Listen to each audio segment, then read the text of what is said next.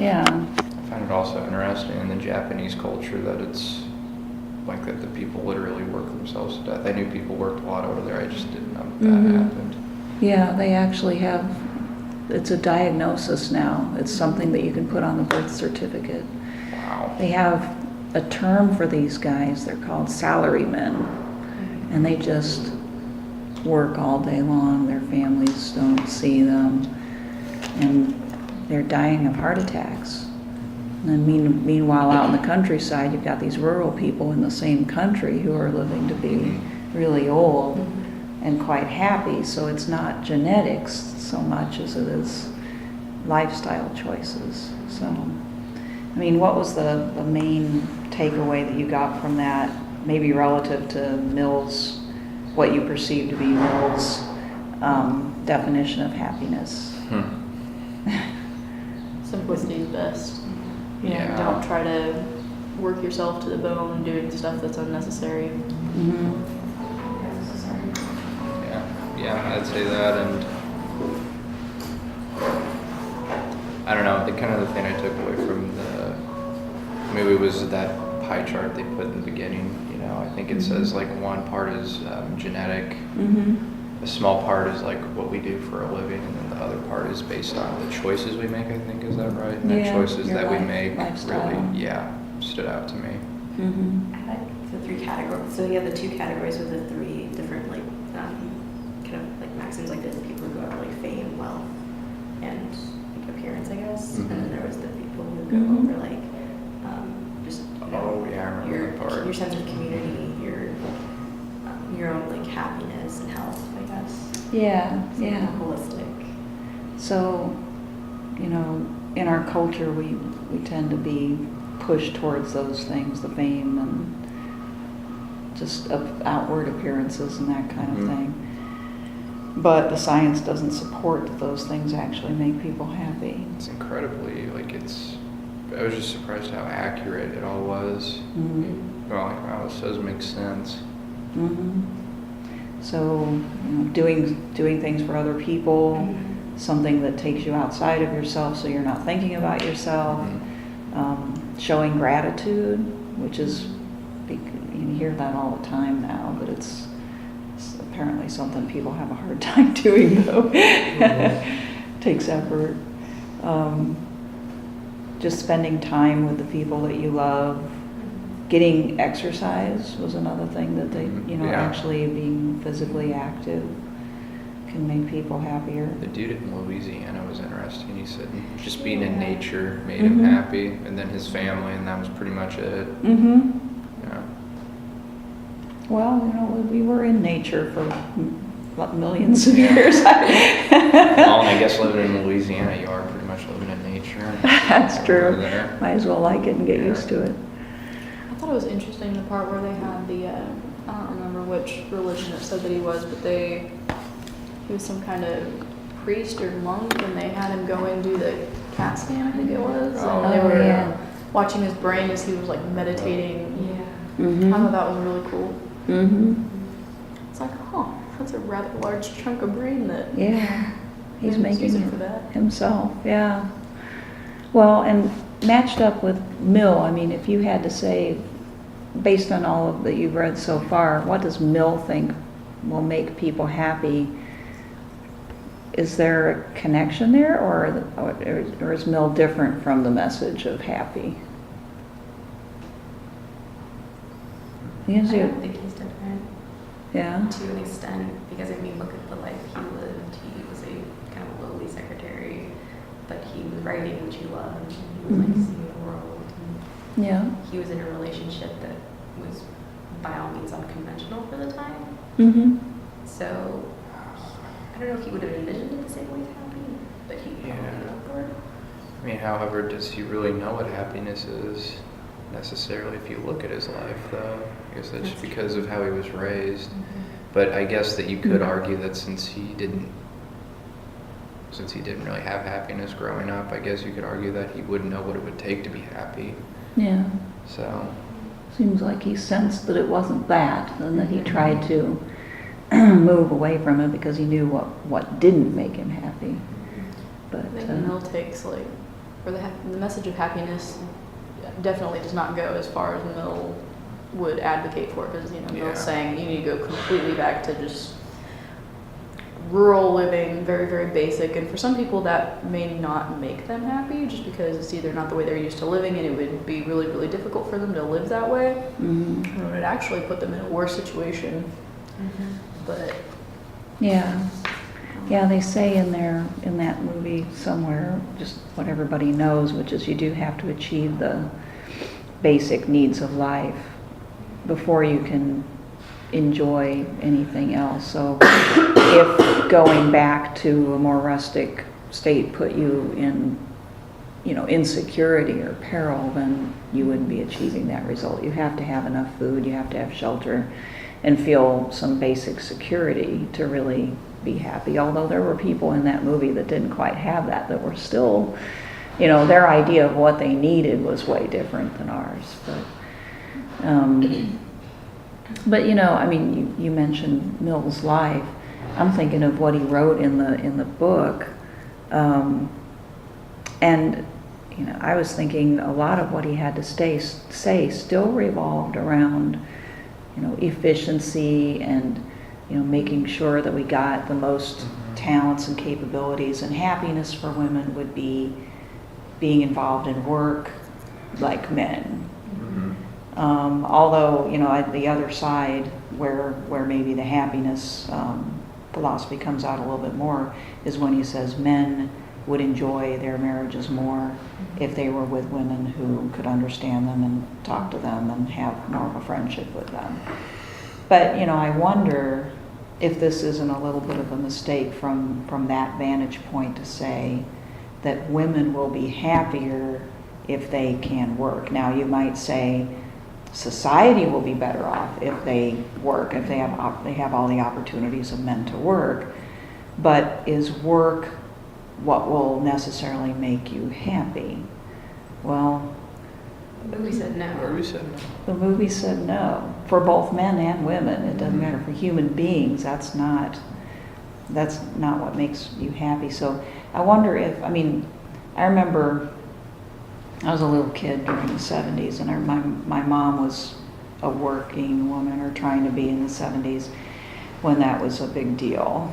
And because women didn't have the opportunity to have a career, it seemed like it was going to make her happy. That's what they wanted, because they didn't have it. They didn't really know what the end result would be, but they assumed it would make them feel more powerful and more free and so forth. And I think and this is not an argument against women working, don't get me wrong, but I think what they found out was it's just more work.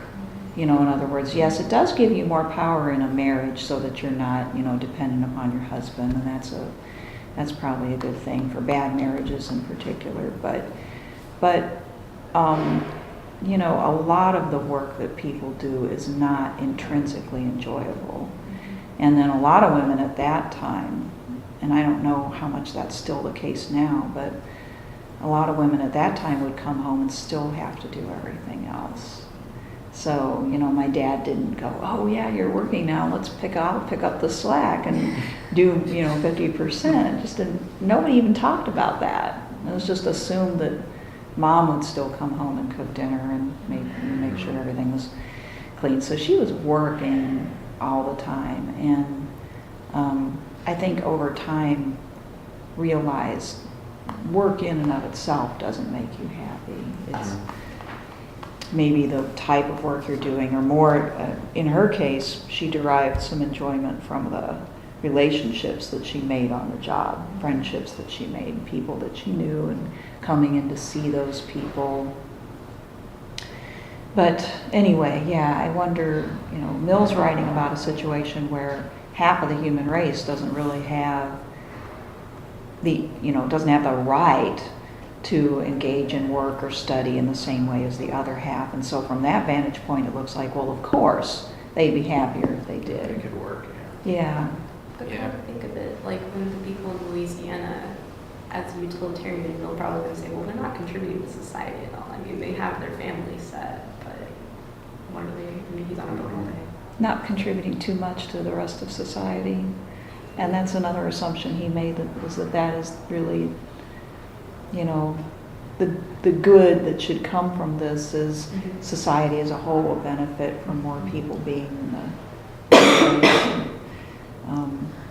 There'll be less overall work needed, and the quality of the work will improve, and our material situation will improve. I doubt if the makers of Happy agree with that, you know, that it's your material situation or your income level or something like that that matters. And now, as I understand it, I mean, again, I'm just like an observer of social trends, but it seems like men have gone from not wanting their wives to work to actually demanding that their wives work. In other words, you know, they are not satisfied with the idea of their wife staying home and just raising the kids because they want to have that extra income. So the expectations have really flipped, and I wonder how women who get confronted with that feel.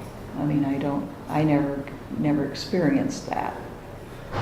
But, you know, I mean, if your husband Do you actually think said, most women want to work nowadays compared, well, I guess back then, the ones that stayed home probably wanted to work more, I so. mean, yeah, today I think it's more like it's just like an expectation, and so Right. like even if you want to stay home, it's like it's probably not a realistic expectation that you're going to be staying home, especially if you're I was single. gonna say, there's probably barely any, I can't think of any families that do that. I mean, Well, both I my mean, parents work. Traditional, Yeah, if you have the in income. like traditional Yeah. like Mennonite communities or Amish communities, of course, there's going to be the women that they don't Yeah. do work, but right. Cheaters, soccer moms. yeah. But I mean, there's even a stigma, like, among, like, feminists, even though it's quite anti-feminist to say that if you're a woman who doesn't want to work, you kind of still have to work. Like, you know, I've observed in a lot of, like, people who are feminists, oh, well, you can't, it's not, like, feminist to be a stay-at-home mom. You should be out working, you know, you should be out living your life. And it's like, well, she wants to be a mom. That's what she wants to do. So. She doesn't have the freedom to do that. Well, and that's kind of funny because, like, I don't know if you heard about the whole Kaylee Cuoco thing that happened a while back. Like, she's on The Big Bang Theory, the chick that plays the blonde in The Big Bang Theory, and she made a comment on some form of social media. I think it was like either Twitter or Facebook or something, that she enjoys making meals for her husband and cooking for him and basically catering to him at home. Not that she put it that way, but she got a whole bunch of slack for, you know, saying that, and like this group of feminists was like, oh, you don't support feminism, like why do you know, allow him to do that to you? It's like, no, I choose to do this. Uh-huh. So it's like, it's really interesting, like how Mills would view, like, I guess the feminist movement today, what he would say about that, because it's like you're fighting for women's rights, but at the same time you're not allowing them to have the rights that they want. Right, yeah. With what yeah. I've read so far, I think that he would be, I don't want to say happy, but I think he'd be satisfied because women have that chance to work like almost about the same amount of jobs as men now. Mm-hmm. So I think he'd be happy in that regard, and that seems what he's all the time advocating for. Yeah, I think he'd be happy with that. I don't know if I'm pretty sure he wouldn't be happy with women being told they have to, or that there's this expectation on the part of both feminists and husbands that women need to work outside the home. He seems to respect and he wants men to respect the choice to stay at home as equally valuable. And a lot of feminists look at that as too old-fashioned, and they say you just can't have equality in marriage. Basically, they just don't believe that you can have equality in marriage or in society if women aren't making money. Which is like by nature kind of assuming that women can't, a woman who just, you know, either relies on her husband's income or has like an inheritance can't stand up for herself in, you know, Right.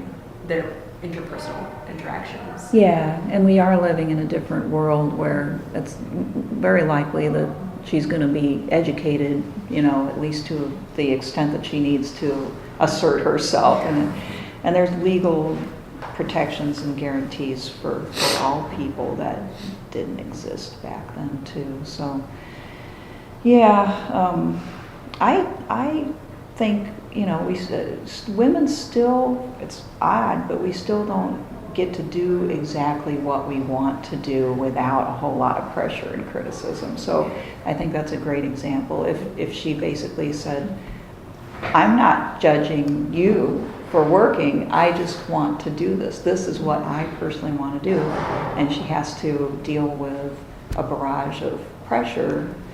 That's still not full equality, is it? Because we still get, there's all sorts of expectations on women just because they're women, let's face it. And as we see, Hillary Clinton running for office, there's going to be a different set of questions for her. And people are looking at the way that she looks, for instance, and how she presents herself, and just asking questions about her husband.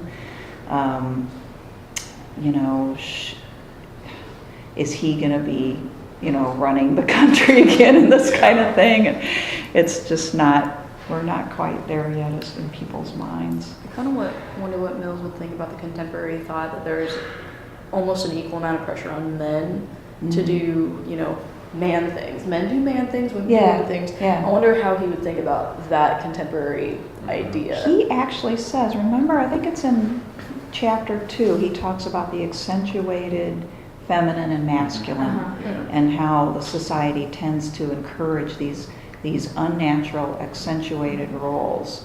So I think that he would, he doesn't spend a lot of time on it because this book's about women, but if he were to write a book about men, he would talk about the distortion of their personality too in the direction of hyper-masculinity.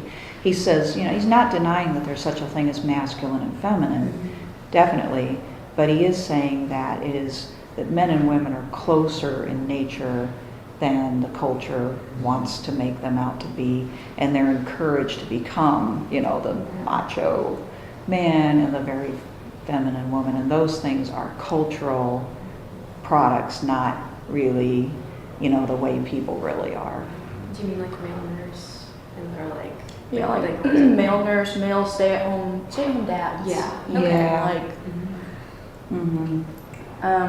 That'd be Like, awesome. I think a lot of guys are starting to agree with you.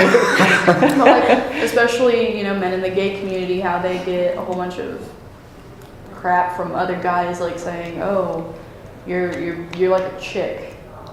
Why are you not like a dude? Why are you not playing football? Why are you not drinking beers with us? Why are you not, doing all this guy stuff?" Right, yeah. There's a lot of pressure on men too. And it's got to shape their choices. What they choose to do for a living, how they choose to relax. God, And if you're a guy, you can't ignore sports, right? You've got to be. No. I wouldn't want to. There were people. I won't say. It was actually really funny now that you bring that up. I watched the NFL draft in Aggieville last night, and there was a lot of the bars were not playing. Like they didn't have it on, and they didn't have the sound on, and there were all these guys just freaking out, like their head was going to get cut off because they've got to know what's going on. Yeah, exactly. It's the source of conversation with men, and I learned how to fake it pretty well because in my profession, I have to deal with a lot of men. So they sit down and they start talking about basketball, and I know just enough to be able to say a couple of things and fake my way through the conversation. But it's their language, and it's to the extent that if a guy doesn't want to bother to know about that stuff, they're kind of left out, I think, socially. Anyway, so yeah, I think that Mill wouldn't approve of that, or excluding men or discouraging them from going into typically female jobs like nursing or maybe grade school teaching, childcare. That's a huge taboo, men involved in childcare. It doesn't happen very often. Very stigmatized. Yeah, Yes. Did you just say nursing? Yeah, nursing. Yeah, that's... A male nurse, and the fact that we have to say male nurse, he's a male nurse. Exactly. But I think if you've noticed, I've noticed a lot of people in the pre-nursing program. There are a lot of men who want to do it. I've noticed that rising more. They're starting to over get the years. into it. Yeah. Yeah. So pretty soon it'll be normal, and that I will think go it's away. kind of the buyout of going to med school for Yeah. a lot of people. Well, yeah, it takes a lot less time. Well, back in, I guess, Mill's day, I guess male teachers, like not like grade school teachers, but actual like, you know, high school teachers, professors, middle school, how was that viewed? Like, because, I mean, higher education was obviously taught by men, Right. but did they have a form of lower education that was... It was called the gymnasium in like the sixth form, and that was still like it was a lot through the church. You know, you get like your education through that, and it was a lot like or tutors if you're a guy, and then your governess if you're a female. Mhm. So it was almost like segregation, but old timey male female segregation. Are you talking about way back then? Yeah. Okay, yeah. I'm Yeah, not there too was a familiar big on the difference. education side of Girls were history. brought up to learn how to, you know, I mean, they'd be taught how to read and write, and they'd be taught Play about music and instruments, dancing, yeah. and yeah, playing instruments, and because they were being brought up to be somebody's wife and to be eligible, whereas the male was tutored in the more difficult academic subjects and went farther along. Most women, although there were women in the 19th century that went to college and even got PhDs or doctoral degrees. So that, I mean, that did exist, but it was rare. And for the most part, those higher education was the exclusive, you know, province of men. Okay. But yeah, I mean, if you look back, in fact, I did a Google search. I got American stuff, not British stuff, because I didn't have time to look further, but of accomplished women in the 19th century. There were some women who got medical degrees and became doctors in the Wild West. There were, you know, women who were professors. They tended to be professors of womanly subjects, though. Like here at K-State, we have the human ecology. It used to be home economics, and before that, it was called something like the Woman's School or something. Was it really? Yeah.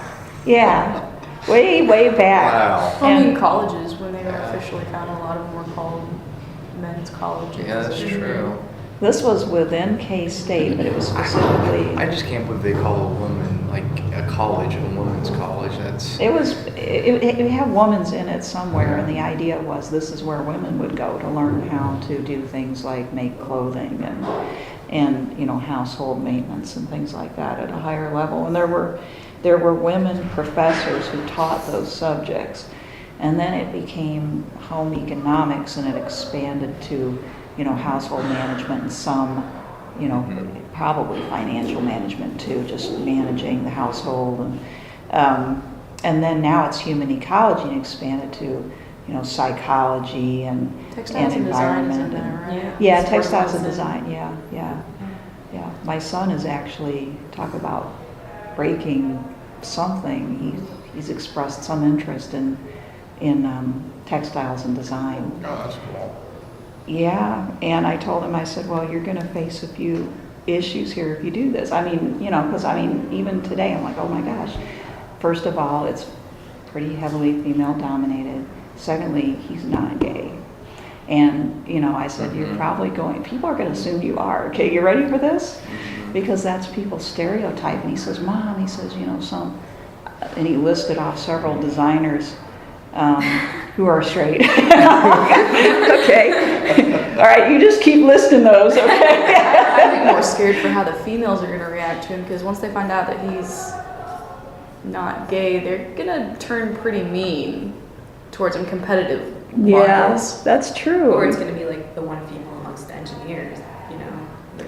That's what I Make her said. I thought, well, off. maybe it might, you know, it might actually turn out to be a good thing because he'll be surrounded by That's I mean, he's thinking there. It's like He may male or may not cheerleaders. do it, Yeah. but my initial reaction, and this is 2015, was, whoa, that Yeah. just is not a male subject, you know? Yeah. But he's, you know, I told him, why don't you take the introductory class, see how you feel. But that's another example of the You know, we just have these gender stereotypes, and masculinity is something that's, you know, it's like precious to men, right? And so, well, maybe to women too. So we It's interesting that he listed off the designers though, because when you were talking about the American like females like professors, I was thinking about like Florence Nightingale, who was like in Mill's time. Like, well, we can name them all. We couldn't name all of the male doctors or male professors of that same time. That's true. It's kind of yeah. troubling. Yeah, well, we get taught that because of the need to, I guess, be aware of women's history, whereas a lot of men who are kind of not at the very top do just disappear, and they're not extolled. That's Kind of worked out. I mean, yeah, true. Yeah, so yeah, take some time and Google. You know, I had just started to Google famous women in Britain in the 19th century, and I didn't get a chance to do that. But I'm sure you can find there's obviously authors, but also I bet you scientists and professors. I think there was a woman, it was either around this time or just shortly thereafter, and she helped locate either there was something that she found like up in, I'm thinking it was like either a moon or actually one of the planets, that she was actually one of the ones that Oh, she worked with Herschel. yes In his telescope. yes Okay. So they work together. She was out in a little house pulling the levers. I think I have her name, but it doesn't appear right now. That's yeah there were actually quite a few female scientists that did a lot of astronomy work back in that day, because that was more of I guess it was more of an acceptable field for women to go into because people didn't really care about the field during that time. Really not all that practical, I guess. So it's okay. Interesting. Restarting on this today. Yeah, I guess, why don't we get into this a bit, and then we won't finish it, but we have time. And then next week, we'll just be dealing with chapter 4, finishing up and doing a review, so. Cool. Yeah, well, good discussion about that. I mean, here we are in 2015, and we're still dealing with gender differences and how to think about them. And so it's definitely relevant. And some of Mill's ideas, we may come back to, because they're more moderate. And one thing Mill says repeatedly is, we don't know how this is going to work out. We can give people the freedom, and should, to do what they want. And then we'll see if women excel at the same things as men or different things. And we'll find out. And there's no judgment there that you can detect as to whether, one type of occupation is inferior or superior to the other. There might be one exception to that, which we'll talk about today. But in chapter 3, Mill deals with some of the strongest objections that men would have had to his arguments, okay? So the first objection, it reminded me of Plato's Republic, because it's that, if we look at women as a class, they don't accomplish as much as men as a class, okay? Therefore, we should treat them differently. And Mill basically responds in the same way Socrates does in the Republic, when I think it's Glaucon objects to this equality of men and women in the ruling class. He says, well, if we look at men and women as individuals, we will find that some women definitely excel more than some men at just about everything, okay? So for instance, at his time, Aspasia was a female philosopher. And not every man was a philosopher, right? So even if Aspasia was not quite as accomplished as Socrates, okay, still she was far more accomplished than many of the men around her, okay? So Socrates said, if that's the case, and you can find this wide variation in levels of achievement and ability among men and women, then you've got to judge them as individuals and ask yourself, should they be doing this or not judging them as a class. Okay? And he goes on to point out that as we look around, we find that there are some women who have attained maybe not the highest, but next to the highest level of accomplishment to men. Okay, and as I was reading this over again, I thought about chefs, until recently anyway, with maybe Julia Child as an exception. More of the very top chefs were men, and probably still is the case, but women are catching up. Even though women cook most of the meals in the world, the top ranking people in that profession were and largely are men, but you're beginning to see women coming along and in some cases equaling or surpassing, but in a lot of cases beginning to rival the men. So he says you see this with, for instance, in his day, writers of fiction. Some of the women would have been maybe not seen as the very greatest of authors, but like Emily Dickinson or the Brontes and people like that. I hope I'm getting my centuries right here because I'm not a literature person. But they would have been looked upon as providing high quality but female literature. Okay? So thinking of women like that, it's obvious that women can do these things and do them quite successfully. And if that's the case, how can we say to women as a group, you should be discouraged from that, from exploring literature or philosophy or music or whatever it is, or mathematics or science, whatever it is that you want to do.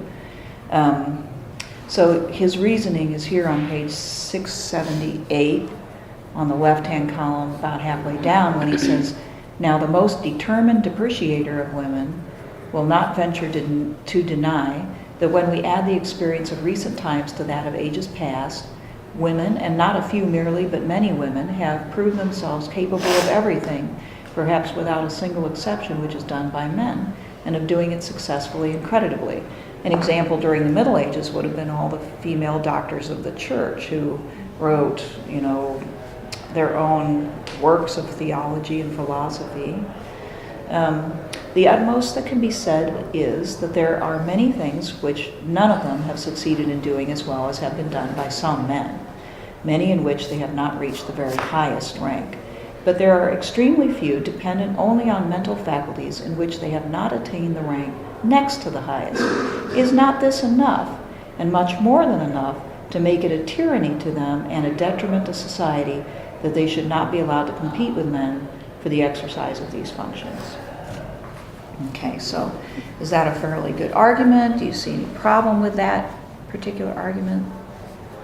Is he conceding too much there to say, women haven't, we concede that women haven't attained the very highest rank here, but they attained the second best, and that's good enough to justify their inclusion? I think that's kind of weird, considering that he's going off of they haven't had the opportunity.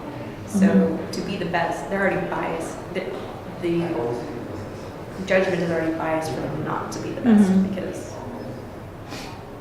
so I'm in writing or it's song science. yeah.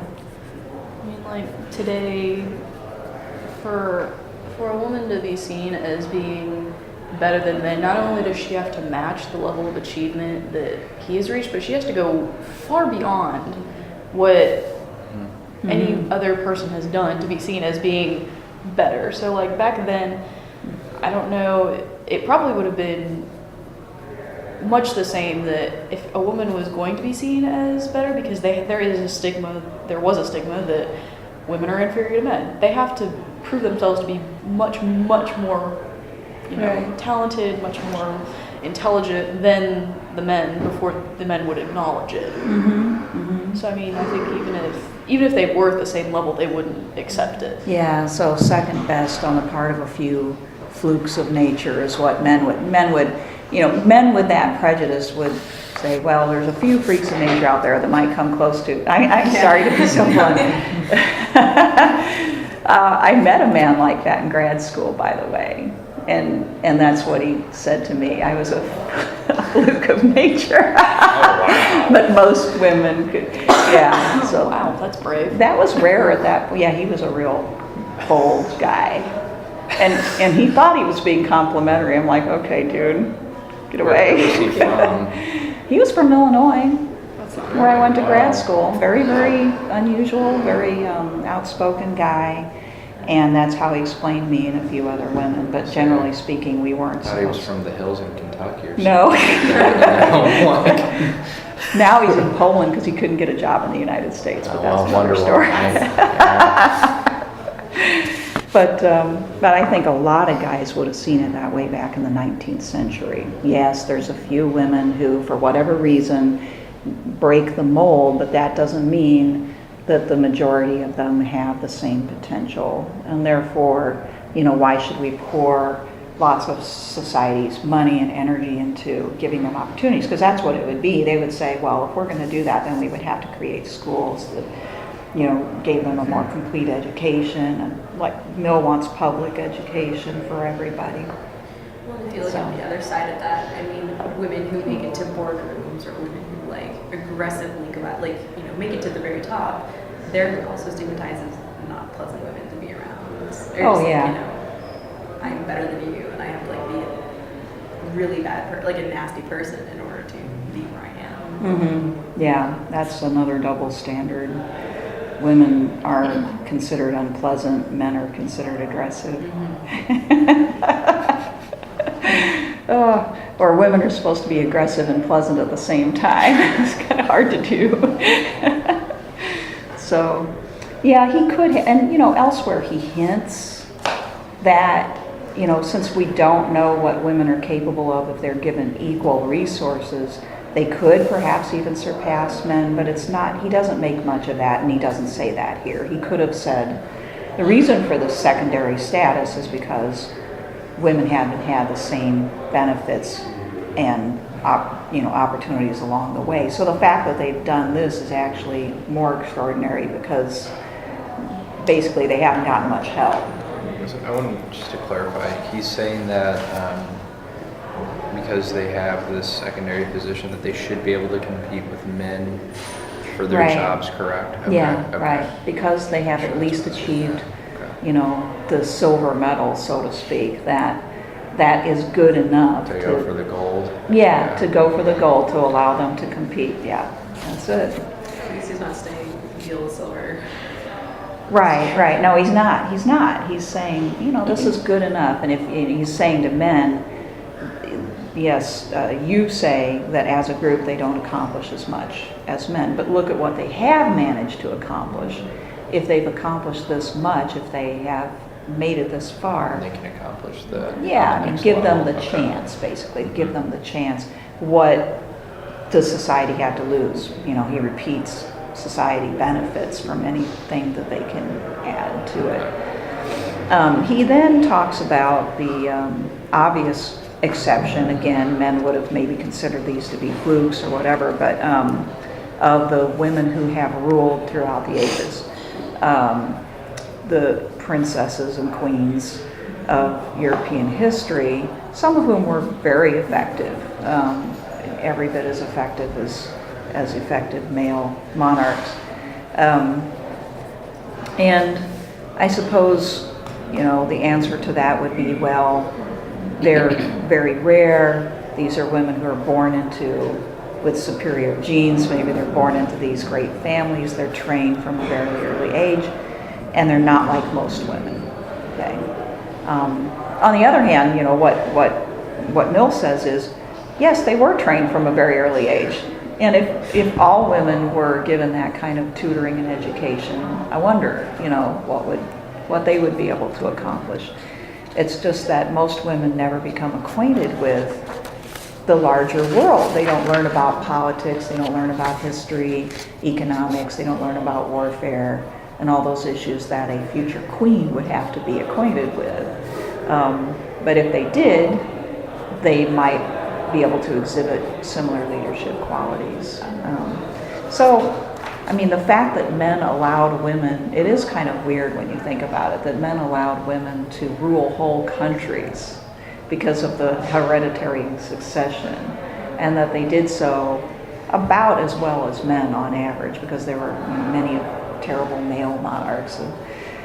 And some of these women were quite ruthless. There's Queen Elizabeth there, and also Catherine de' Medici of France.